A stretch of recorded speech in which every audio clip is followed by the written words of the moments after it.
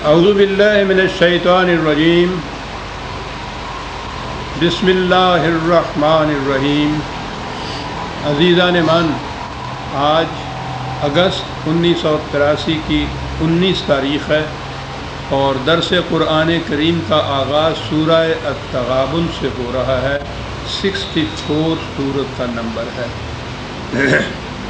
بسم اللہ الرحمن الرحیم۔ یسبح للہ ما فی السماوات و ما فی الارض۔ وہی عظیم حقیقت جس کا بار بار اعادہ کیا جاتا ہے کہ اس خارجی کائنات میں ہر شے خدا کے مقرر کردہ پروگرام کی تکمیل کے لیے سرگرم عمل ہے۔ لہ الملک و لہ الحمد۔ آپ کو یاد ہوگا میں نے کئی بار یہ عرض کیا کہ جہاں قرآن میں اللہ تعالیٰ کی صفات کا کوئی ذکر آئے وہ مقام بڑا غور طلب ہوتا ہے۔ وہ ایسا ہی نہیں ہوتا کہ اس نے کہہ دیا کہ وہ علیم ہے اور کہیں کہہ دیا خبیر ہے اور کہیں کہہ دیا رزاق ہے۔ وہ معاذ اللہ جیسے وہ شاعری کے لیے آخر میں ہوتا ہے کہ برائے وزن بیت کبھی کوئی لفظ لکھ دیا کبھی کوئی لفظ لکھ دیا۔ بڑے ہی گہرے مطالب کی حامی ہوتی ہیں یہ صفات خداوندی جو یہاں کہا ہے لہ الملک و لہ الحمد۔ ملک اقتدار کو کہتے ہیں، قوت کو کہتے ہیں، اور حمد عام معنی اس کے تعریف اور ستائش کے ہوتے ہیں۔ قوت اور تعریف دو چیزیں اکٹھی کی گئی ہیں اور یہی عظیم حقیقت ہے۔ قوت کا جب بھی تصور آئے گا تو وہ چنگیزیت، ہلاکو خانیت، نادر شاہ، نادر خان، یہ ذہن میں آئے گا۔ قوت کے ہاتھوں ہر شخص بالبلا اٹھتا ہے، ہر شخص تنگ پڑتا ہے۔ اقبال نے جو کہا ہے کہ تاریخ امم کا یہ پیام ازلی ہے، صاحب نظراں نشۂ قوت ہے خطرناک، اس سیل سبک سیر و زمیں گیر کے آگے عقل و نظر و علم و ہنر ہیں خس و خاشاک۔ انسانیت کی ساری تاریخ یہ بتاتی ہے، یہ ہے الملک، یہ ہے اقتدار، یہ ہے نشۂ قوت۔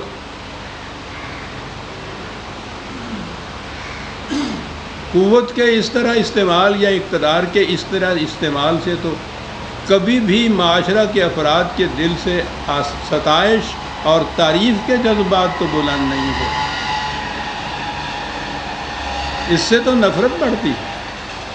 ہر شخص تنگ آیا ہوا ہوتا ہے قوت کے ہاتھ، لیکن قوت کا استعمال ایک استعمال یہ ہے کہ جتنے بھی معاشرہ کے اندر امن پسند ہو ان کی زبان پہ ستائش کے نغمے بلند ہو جائیں کہ کیا بات ہے اس قوت کے استعمال کی۔ یہ قوت کا استعمال ہے جس کے متعلق اقبال نے اسی نظم کے آخری شعر میں کہا کہ لا دین ہو تو ہے زہر ہلاہل سے بھی بڑھ کر، ہو دین کی حفاظت میں تو ہر زہر کا تریاق۔ یہ ہے وہ قوت کا استعمال جو ہر زہر کا تریاق ہو جاتا ہے۔ یہ ہے وہ الملک کہ جس کے ساتھ والحمد آتا ہے۔ اقتدار کا اس طرح سے استعمال کہ ہر شخص کی زبان پر حمد و ستائش کے نغمے بلند ہوں کہ کیا بات ہے اس اقتدار کی، کیا بات ہے اس قوت کی۔ یہ کیسے ہوگا؟ وہ اسی طرح سے ہوگا کہ قوت کا استعمال ظالم کی کرائی مروڑنے کے لیے ہو، مظلوم کی حفاظت کے لیے ہو، شرافت اور عصمت کے تحفظ کے لیے ہو، انہیں تنگ کرنے کے لیے نہ ہو۔ سارے قرآن میں آپ دیکھیے، آپ دیکھیں گے ایک تو عام طور پہ عزیز و حکیم دو صفتیں اکٹھی وہ لاتا ہے۔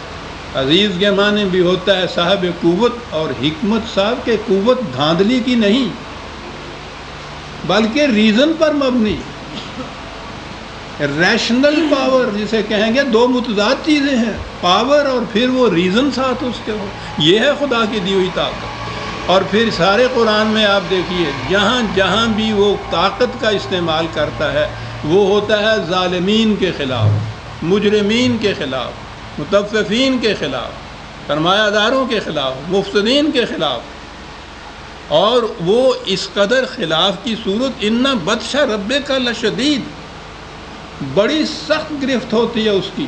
اور جب یہ جو امن کو ڈسٹرب کرنے والے عناصر ہیں معاشرے کے اندر، جب ان پہ گرفت اس قسم کی حاوی ہوتی ہے تو پھر باقی معاشرے کے متعلق کہا ہے جو مومن جن کو کہا ہے، آپ کو معلوم ہے کہ مومن کے معنی تو ہمارے ہاں ہوتے ہیں نا ایمان لانے والا، مومن کے معنی ہوتے ہیں امن قائم رکھنے والا۔ خدا کی خود ایک صفت المومن ہے۔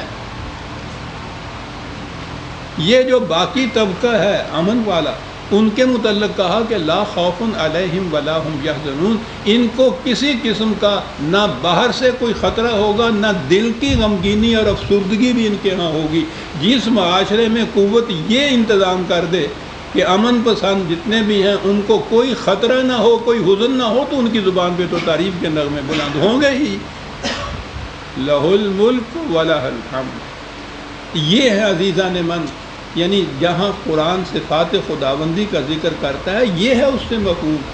معنی یہ ہیں کہ تمہارا معاشرہ جسے آپ نظام خداوندی کہیں گے، اس کے معنی یہ ہے کہ وہاں قوت کا استعمال اس طریق سے کیا جائے گا جس طرح خدا قوت کا استعمال کرتا ہے، اس طرح سے استعمال کیا جائے کہ وہ معاشرے میں یہ کیفیت پیدا کر دے کہ سارا معاشرہ گونج اٹھے حمد اور ستائش کے نغمات سے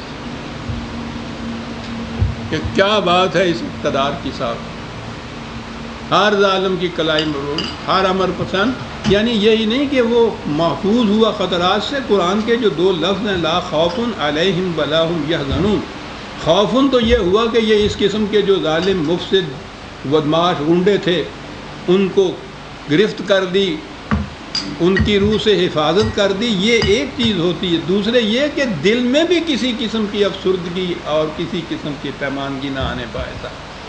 یہ ہے قوت کے استعمال کے معنی یا اس کا نتیجہ۔ جو قوت خدا کے طریق پہ استعمال کی جائے، یعنی قوت استعمال کرنے والوں کے اندر خدا کی صفات علی حد بشریت منقسم، وہ خود حامل ہوں خدا کی صفات کے اس حد تک جس حد تک ایک انسان ہو سکتا ہے۔ اب یہ دیکھنے کے لیے کہ اسلامی یا قرآنی معاشرہ کیا ہے، پہلی چیز یہ دیکھنی ہوگی کہ اقتدار کا استعمال کس طرح سے ہوتا ہے۔ دوسری چیز یہ کہ استعمال کرنے والوں کی اپنی جو ذات ہے، اپنا کردار ہے، وہ سیرت ہے، وہ خدا کی صفات کے اندر رنگی ہوئی ہے یا نہیں۔ صبغۃ اللہ وَمَنْ أَحْسَنُ مِنَ اللَّهِ صِبْغَةً، خدا کے رنگ میں رنگے ہوئے یہ ہونے چاہیے۔ ان کے ہاتھ میں جب اقتدار آئے گا تو پھر کیفیت پیدا یہ ہوگی کہ وہ قوت استعمال کی جائے گی خطرات پیدا کرنے والوں کے لیے، اور باقی لوگ جو ہیں ان کی کیفیت کہ ان کو امن بھی نصیب ہوگا اور حزن سے بھی ان کی برآمدی ہوگی، نہ خوف ہوگا نہ حزن ہوگا۔ وَلَهُ الْحَمْدُ، اور یہ ہوگا کیسے؟ وَهُوَ عَلَىٰ كُلِّ شَيْءٍ قَدِيرٌ، اس نے ہر بات کے لیے قانون مقرر کر دیا ہے، ہر فیصلہ قانون کے مطابق ہوگا، اور اس قانون ان قوانین کے اوپر اس کا کنٹرول ہے پورے کا پورا۔ یہ نہیں ہے کہ وہ قانون تو نافذ کر دیے، اب اس کے بعد قانون نافذ کرنے والے خود کہہ رہے ہیں کہ اس پہ عمل نہیں ہو رہا۔ یہ جو خدا کا قدیر ہونا ہے یہ عجیب چیز ہے۔ قوانین عام طور پہ اچھے ہی ہوتے ہیں، وجود اس کے کہ کسی خاص منفعت کی خاطر نہ ان کو مدون کیا جائے، لیکن اگلی بات یہ ہوتی ہے کہ ان کے اوپر عمل نہیں ہو رہا، وہ قدیر نہیں ہوتا جو نافذ کرنے والا ہوتا ہے، خود رو رہا ہوتا ہے کہ عمل نہیں ہو رہا صاحب۔ یہ بھی خدا کی صفت جو ہے وہ ان کے اندر منعکس ہونی چاہیے جو صاحب اقتدار ہو معاشرے کے اندر۔ یاد رکھیے یہ جتنی چیزیں قرآن میں خدا کے متعلق ہیں نا، یہ در حقیقت ان کا عملی انعکاس اس معاشرے کے اندر ہوگا جو خدا کے نام پر متشکل کیا جائے گا۔ اس کے معنی یہ ہیں، یہ نہیں ہے کہ خدا نے اپنی